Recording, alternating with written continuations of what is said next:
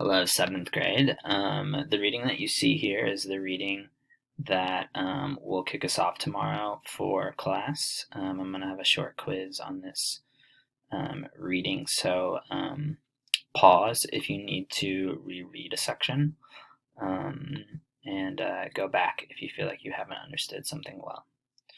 So, this is an article called The Russian Revolution. Russia is a country today, one of the biggest countries in the world, and Russia is this country in red. It's an enormous country that used to go by the name of the Soviet Union, um, and they've had some pretty horrible leaders, which they call Tsars. And so we're going to learn about a little bit of their history in this article. This is an image of a guy named Vladimir Lenin, who helped to spark the revolution or the rebellion. So here we go, under where it says summary. In 1917, two revolutions swept through Russia. For hundreds of years, the country had been ruled by emperors called Tsars. The revolutions ended their rule and led to the beginning of the Soviet Union. In March 1917, there was a lot of anger among the Russian people. There was not enough food, so many Russians were going hungry. Here they are angry, here is the lack of food. Eventually, Tsar Nicholas II, Tsar is like another word for president, okay? He's the leader. So eventually, Tsar Nicholas II, who lived in the late 1800s and early 1900s, was forced to step down as the ruler of Russia. Just months later, the new government that was put in place after the revolution was overthrown as well. A political party called the Bolsheviks, led by Vladimir Lenin, suddenly came to power. So the Bolsheviks are a political party, like Democrats, like Republicans.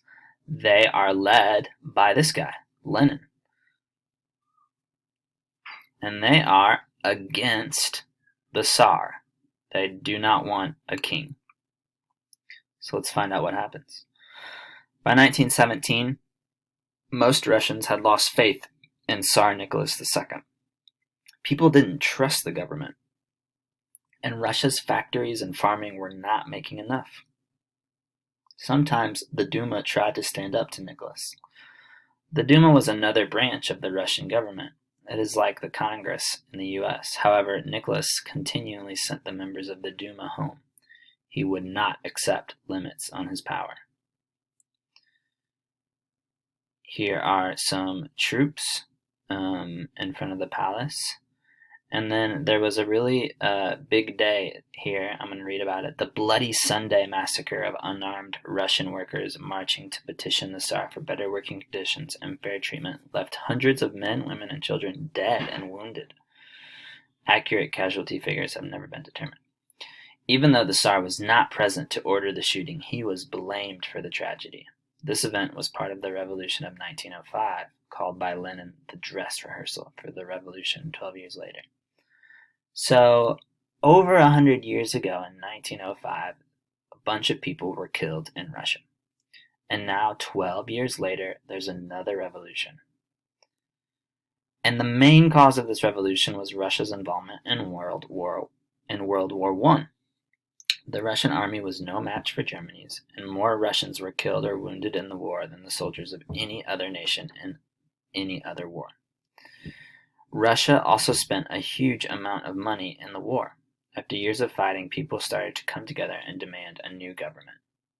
So Russia participates in World War I. A whole bunch of them die, and they're poor because they've spent all this money on this war. So of course there's a revolution. The February Revolution, 1917. The February Revolution actually began on March 8, 1917. Back then, Russia used a different calendar, so for them it was February the 23rd. Demonstrators demanding bread took to the streets in the Russian capital of Petrograd, now called St. Petersburg. They were supported by huge crowds of factory workers who had walked off their jobs. The protesters clashed with police but refused to leave the streets. On March 10th, the strike spread. Workers flooded the streets. Angry crowds of people destroyed police stations. Meanwhile, several factories elected leaders to workers' committees. These leaders served in a group called the Petrograd Soviet.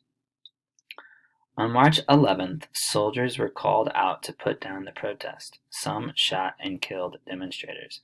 The protesters kept coming.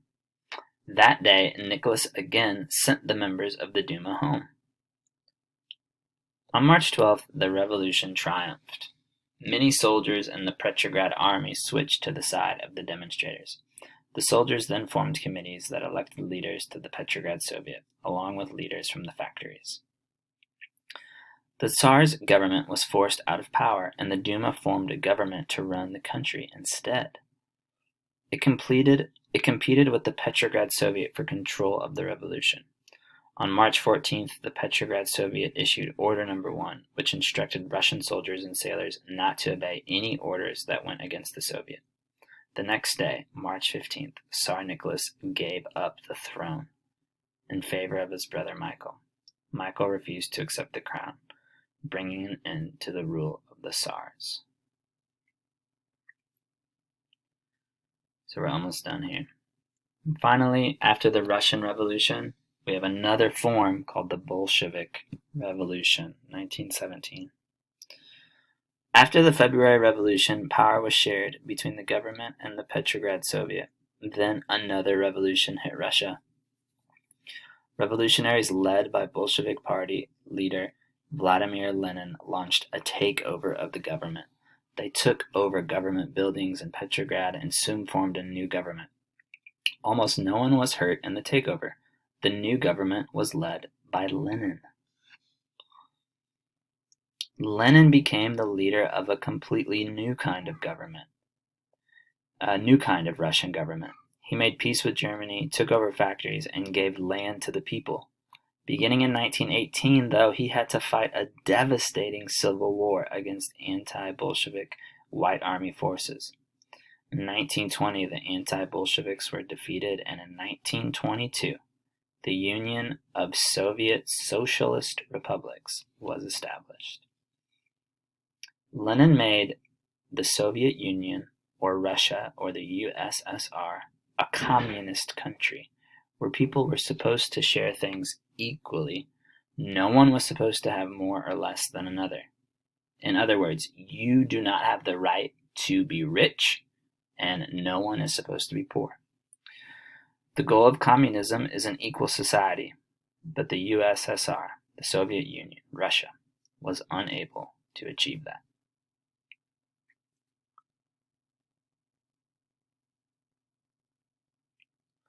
Which of the following are the two main ideas from the article?